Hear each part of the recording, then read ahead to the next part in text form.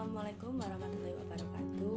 Perkenalkan, nama saya Devina Maharani, kelas B angkatan 2020, Prodi Pendidikan Sejarah dan Sosiologi, Fakultas Pendidikan Ilmu Sosial dan Humaniora IKIP Budi Utomo Malang, mata kuliah Sosiologi Komunikasi. Bab yang pertama adalah ruang lingkup dan konseptualisasi sosiologi komunikasi. Yang pertama, manusia sebagai makhluk sosial. Apa yang disebut dengan manusia? Manusia adalah makhluk ciptaan Tuhan dengan struktur dan fungsi yang sangat sempurna bila dibandingkan dengan makhluk Tuhan lainnya. Manusia juga diciptakan sebagai makhluk multidimensional, memiliki akal pikiran dan kemampuan berinteraksi secara personal maupun sosial.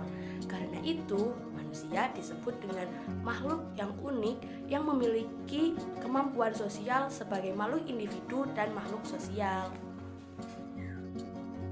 Konsep-konsep sosiologi komunikasi yang pertama ada sosiologi. Sosiologi adalah berasal dari kata socius atau bahasa Latin yang berarti teman, kawan. Sedangkan sosial berarti berteman, bersama, atau berserikat, yang bermaksud untuk mengerti kejadian-kejadian dalam masyarakat, yaitu persekutuan manusia, dan selanjutnya dengan pengertian itu untuk dapat berusaha mendatangkan perbaikan dalam kehidupan bersama. Dengan kata lain, menurut Hasan Sadli, sosiologi adalah ilmu masyarakat atau ilmu kemasyarakatan yang mempelajari manusia sebagai anggota golongan atau masyarakat, tidak sebagai individu yang terlepas dari golongan atau masyarakat dengan ikatan-ikatan adat, kebiasaan, kepercayaan, atau agamanya, tingkah laku, serta keseniannya, atau yang disebut kebudayaan yang meliputi segala. Yang kedua adalah community. Community adalah masyarakat, merupakan sekelompok manusia yang telah hidup dan bekerja sama cukup lama, sehingga mereka dapat mengatur diri mereka dan menganggap diri mereka sebagai suatu kesatuan sosial dengan batas-batas yang dirumuskan dengan jelas. Sulaiman Marjan menyatakan masyarakat adalah orang-orang yang hidup bersama yang menghasilkan kebudayaan. Keseluruhan itu kemudian mewujudkan adanya sistem komunikasi dan peraturan-peraturan yang mengatur hubungan antara manusia dalam masyarakat tersebut. Dalam sistem hidup tersebut, maka muncullah budaya yang mengikat antara satu manusia dengan lainnya. Yang ketiga adalah teknologi telematika. Istilah teknologi telematika bermula dari istilah teknologi informasi. Istilah ini mulai populer di akhir dekade 70-an pada masa sebelumnya. Teknologi informasi masih disebut dengan istilah teknologi komputer atau pengolahan data elektronik atau PDE. Istilah telematika lebih ke arah penyebutan kelompok teknologi yang disebut secara bersama-sama, namun sebenarnya yang dimaksudkan adalah teknologi informasi yang digunakan di media massa, serta teknologi komunikasi yang umumnya digunakan di bidang komunikasi lainnya. Menurut Kamus Oxford, teknologi informasi adalah studi penggunaan peralatan elektronika terutama komputer untuk menyimpan, menganalisis, mendistribusikan informasi apa saja termasuk kata-kata, bilangan, dan gambar menurut alter teknologi informasi, mencakup perangkat keras dan perangkat lunak untuk melaksanakan satu atau sejumlah tugas pemrosesan data seperti menangkap, mentransmisikan, menyimpan, mengambil, memanipulasi, dan menampilkan data. Secara garis besar, teknologi dapat dikelompokkan menjadi dua bagian, yaitu perangkat lunak dan perangkat keras. Perangkat keras menyangkut pada peralatan yang bersifat fisik seperti memori, printer, keyboard, dan perangkat lunak terkait instruksi untuk mengatur perangkat keras agar bekerja sesuai dengan tujuan instruksi. Dan yang keempat adalah communication atau komunikasi. Komunikasi dapat didefinisikan sebagai social interaction melalui pesan-pesan. Hanya mengatakan komunikasi sebagai proses komunikasi pada hakikatnya adalah proses penyampaian pikiran atau perasaan oleh seseorang kepada orang lain. Jadi lingkup komunikasi menyangkut persoalan-persoalan yang ada kaitannya dengan substansi interaksi sosial yang ada dalam masyarakat, termasuk konten interaksi yang dilakukan secara langsung maupun tidak langsung. Yang kelima adalah sosiologi komunikasi. Menurut Sujono Sukanto, sosiologi komunikasi merupakan kekhususan sosiologi dalam mempelajari interaksi sosial, yaitu suatu hubungan komunikasi yang menimbulkan proses saling pengaruh-mempengaruhi antara para individu-individu dengan kelompok maupun antar kelompok. Menurut Sukanto, sosiologi komunikasi juga ada kaitannya dengan public speaking, yaitu bagaimana seseorang bisa berbicara kepada publik. Komunikasi dibagi menjadi 5, yaitu komunikasi individu dengan individu. Komunikasi ini adalah komunikasi antar perorangan dan bersifat pribadi, baik yang terjadi secara langsung maupun tidak langsung. Contohnya kegiatan bercakap, tatap muka, melalui telepon, surat menyurat, atau SMS. Dan yang kedua, komunikasi kelompok. Komunikasi yang memfokuskan pembahasannya yang kepada interaksi di antara orang-orang dan kelompok-kelompok kecil komunikasi. Kelompok juga melibatkan komunikasi antar pribadi, bahasan teoritis melalui dinamika kelompok, efisiensi dan efektivitas penyampaian informasi dalam kelompok, pola dan bentuk interaksi serta pembuatan keputusan. Yang ketiga adalah komunikasi organisasi yang menunjuk pada pola dan bentuk komunikasi yang terjadi dalam konteks dan jaringan organisasi. Komunikasi organisasi melibatkan bentuk-bentuk komunikasi antar pribadi dan komunikasi kelompok. Yang keempat, komunikasi sosial, yaitu salah satu bentuk komunikasi yang lebih intensif di mana komunikasi terjadi secara antara komunikator dan komunikan, sehingga suatu komunikasi berlangsung dua arah dan lebih diarahkan pada pencapaian suatu integrasi sosial. Melalui kegiatan ini terjadilah alkulturasi dari berbagai masalah yang dibahas. Dan yang terakhir adalah komunikasi massa. Komunikasi ini adalah komunikasi yang berlangsung pada tingkat masyarakat luas. Pada tingkat ini komunikasi dilakukan dengan menggunakan media massa. Ranah dan kompleksitas objek sosiologi komunikasi. Ranah sosiologi komunikasi adalah saling bersentuhan antara wilayah individu, kelompok, masyarakat, dan sistem dunia. Ranah ini juga bersentuhan dengan wilayah lain, yakni teknologi telematika, komunikasi atau proses dan interaksi sosial dan budaya serta bidang-bidang lainnya. Objek sosiologi komunikasi secara formal adalah manusia, sedangkan secara material adalah proses sosial dan komunikasi yang mencangkup telematika dan realitasnya, efek media dan norma sosial baru, perubahan sosial dan komunikasi, masalah sosial dan media massa, cyber community, serta aspek hukum dan bisnis media. Bab yang selanjutnya yaitu struktur dan proses sosial. Struktur masyarakat. Yang pertama, ada kelompok sosial. Kelompok sosial adalah kehidupan bersama manusia dalam himpunan atau kesatuan manusia yang umumnya relatif kecil, yang hidup secara guyup.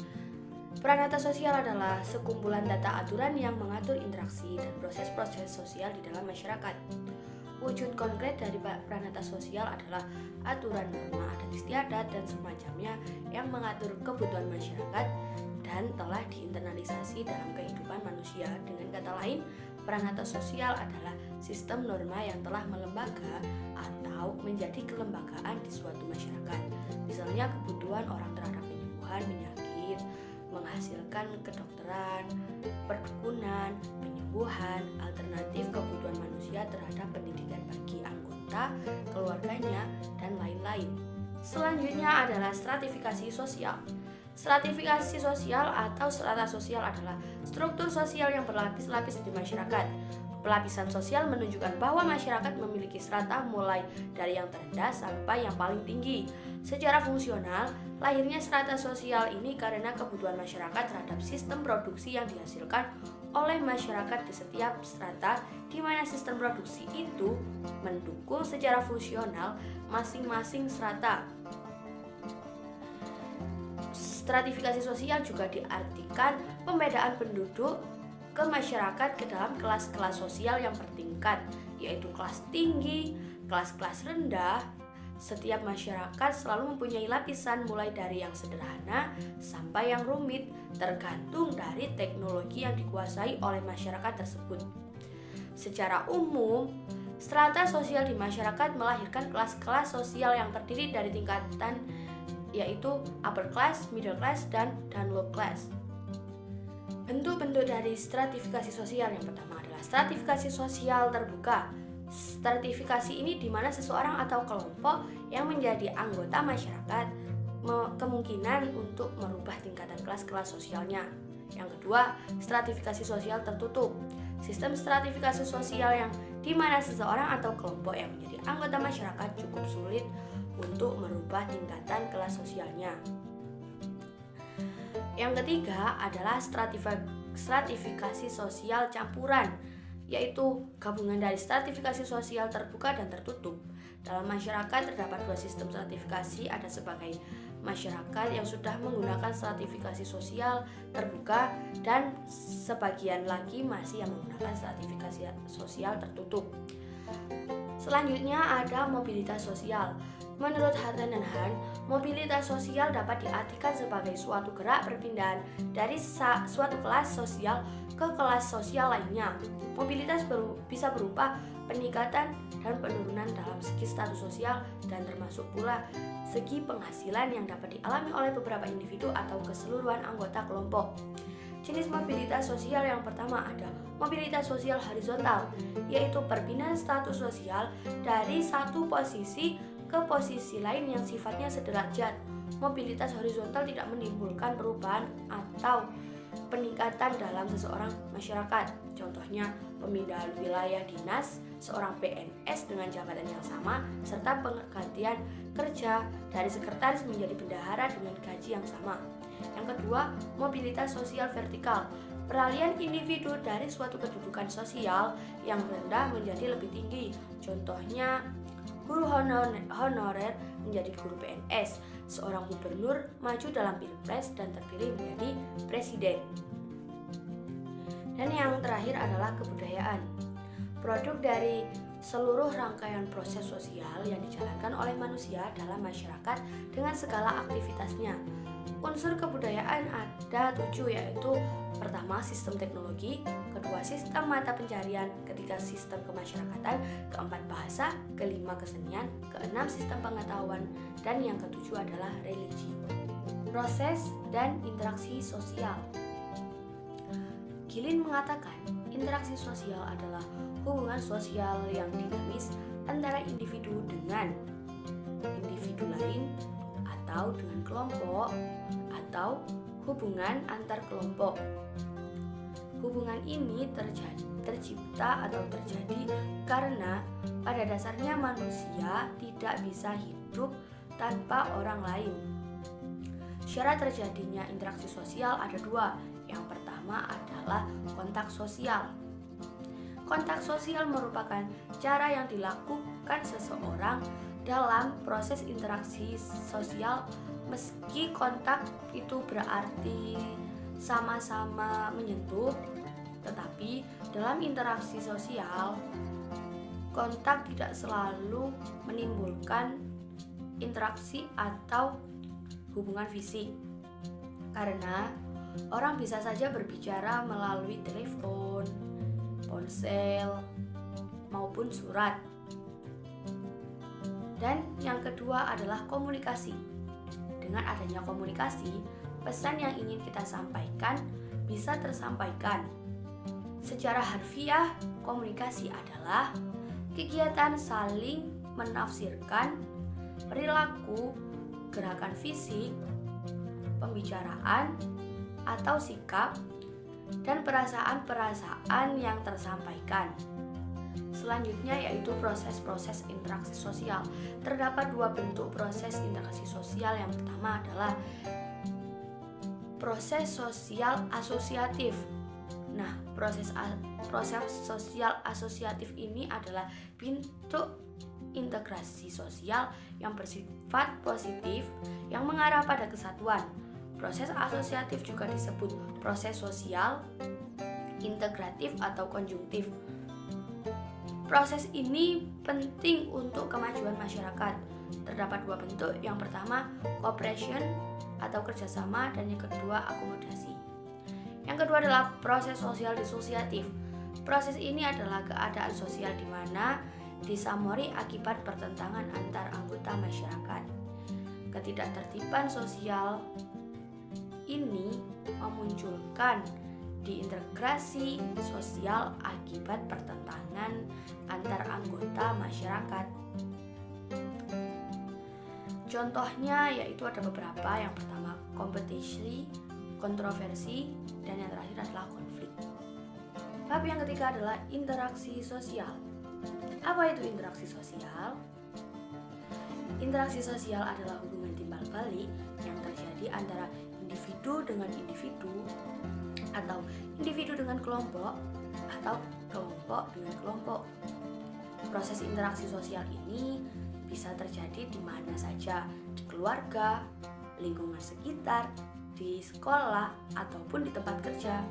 Nah, syarat terjadinya interaksi sosial ada dua. Yang pertama, komunikasi, dan yang kedua adalah kontak sosial. Ciri-ciri dari interaksi sosial. Yang pertama, jumlah pelaku lebih dari satu orang karena interaksi membutuhkan aksi dan reaksi. Yang kedua, adanya simbol-simbol tertentu yang digunakan dalam komunikasi. Simbol yang paling umum untuk berkomunikasi adalah bahasa. Satu hal yang perlu diperhatikan adalah simbol harus dapat dipahami oleh pihak yang berkomunikasi agar komunikasi berjalan lancar. Yang ketiga, adanya dimensi waktu, yaitu masa lalu, masa kini, masa depan. Hal ini berarti dalam setiap interaksi sosial ada konteks waktu yang menentukan batasan dari interaksi tersebut. Dan yang terakhir adalah adanya tujuan yang ingin dicapai untuk menentukan apakah interaksi akan mengarah kepada kerjasama atau mengarah kepada pertentangan. Bentuk-bentuk dari interaksi sosial. Yang pertama, interaksi sosial asosiatif, yaitu bentuk interaksi positif. Ada beberapa macam. Yang pertama, kerjasama adalah bentuk interaksi sosial di mana orang-orang atau kelompok bekerja bersama-sama saling tolong-menolong untuk mencapai suatu tujuan bersama. Bentuk dari kerjasama adalah pertama, kerukunan. Bentuk kerjasama ini berbentuk gotong royong dan tolong-menolong antar individu. Yang kedua, bargaining atau bentuk kerjasama ini merupakan perjanjian pertukaran barang atau jasa antara dua organisasi atau lebih. Yang ketiga adalah cooptation atau kooptasi.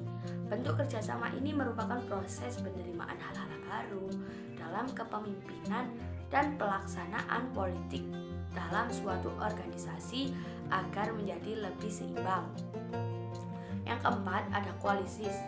Bentuk kerjasama ini merupakan perpaduan antara dua organisasi atau lebih yang mempunyai tujuan yang sama. Dan yang terakhir, joint venture atau bentuk kerjasama ini terjadi dalam proyek-proyek besar untuk menyukseskan suatu tujuan yang membutuhkan kerjasama dari berbagai politik atau berbagai pihak dengan latar belakang yang berbeda. Yang kedua adalah akomodasi, proses penyesuaian individu atau kelompok yang semula saling bertentangan kemudian berupaya mengatasi ketegangan. Tujuannya untuk mengatasi perbedaan serta untuk mencegah terjadinya konflik. Bentuk-bentuk dari akomodasi yang pertama adalah koersi.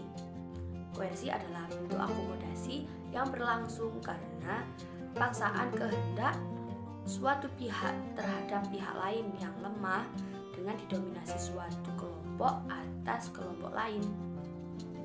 Dan yang kedua adalah kompromi. Kompromi adalah bentuk akomodasi di mana pihak-pihak terlibat perselisihan saling meredakan tuntunan sehingga tercapai suatu penyelesaian bersama dengan cara berkompromi atau kompromi. Yang ketiga, arbitrage atau arbitrage, bentuk akomodasi yang terjadi jika terdapat pihak-pihak yang berselisih tidak sanggup mencapai kompromi sendiri sehingga diundanglah kelompok ketiga yang tidak berat sebelah untuk mengusahakan penyelesaian. Yang keempat, ada mediasi. Mediasi merupakan bentuk akomodasi dengan melibatkan pihak ketiga untuk menjadi penengah atau juru damai. Yang kelima, ada koalisi. Koalisi merupakan bentuk akomodasi berupa upaya mempertemukan keinginan pihak-pihak yang berselisih dengan tercapainya suatu persetujuan. Yang keenam adalah toleransi.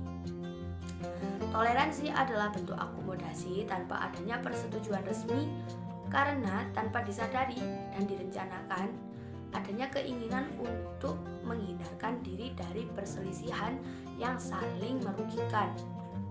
Dan yang terakhir adalah stalemate, bentuk akomodasi yang terjadi saat kelompok yang terlibat pertentangan memiliki kekuatan seimbang sehingga konflik ini berhenti dengan sendirinya. Bentuk asosiatif selanjutnya adalah akulturasi, penerimaan unsur-unsur baru untuk membentuk suatu kebudayaan baru tanpa menghilangkan unsur-unsur budaya yang lama. Akulturasi adalah hasil dari perpaduan dua kebudayaan yang berbeda.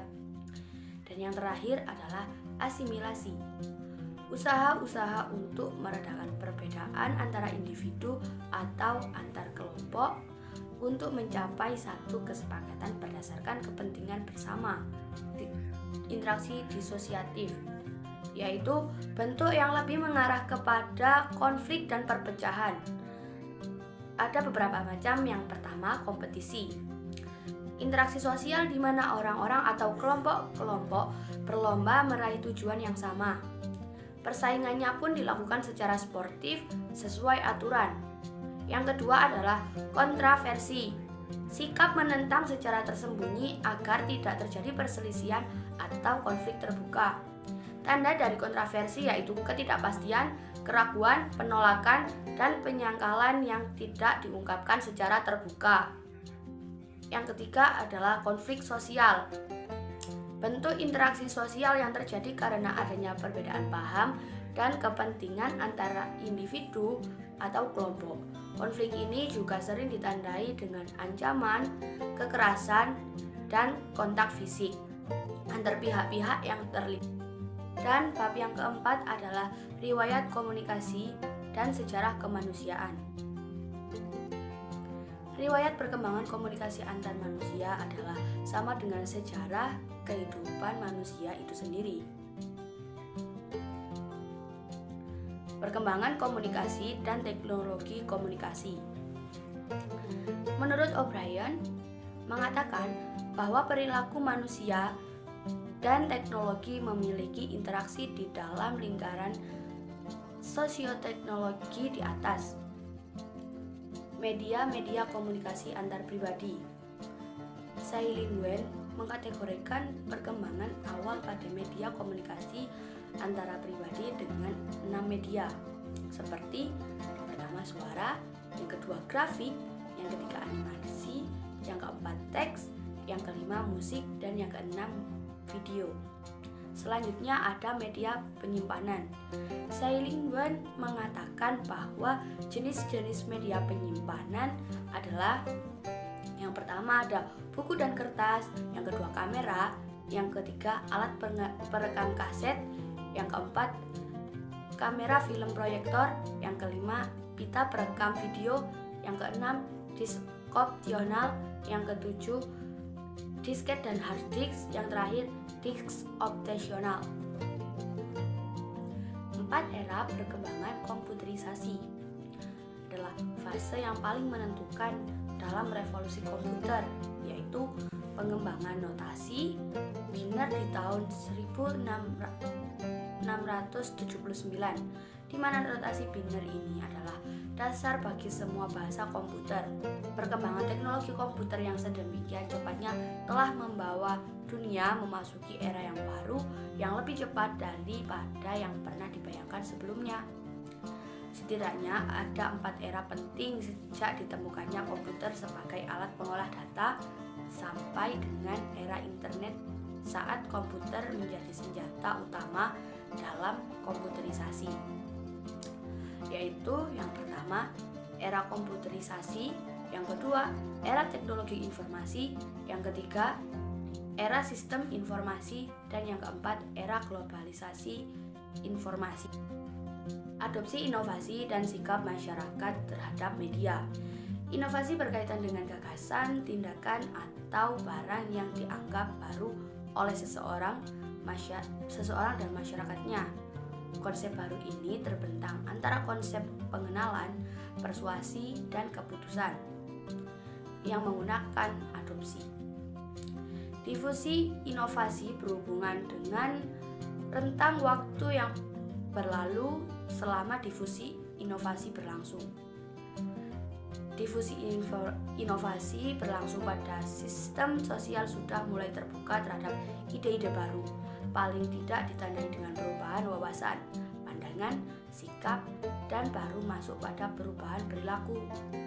Difusi inovasi amat dekat dengan perubahan sosial, sedangkan perubahan sosial itu berkaitan dengan sistem sosial masyarakatnya. Demikian materi-materi yang dapat saya sampaikan, kurang lebihnya saya mohon maaf dan saya pamit undur diri. Stay healthy, stay positive, and stay happy. Terima kasih.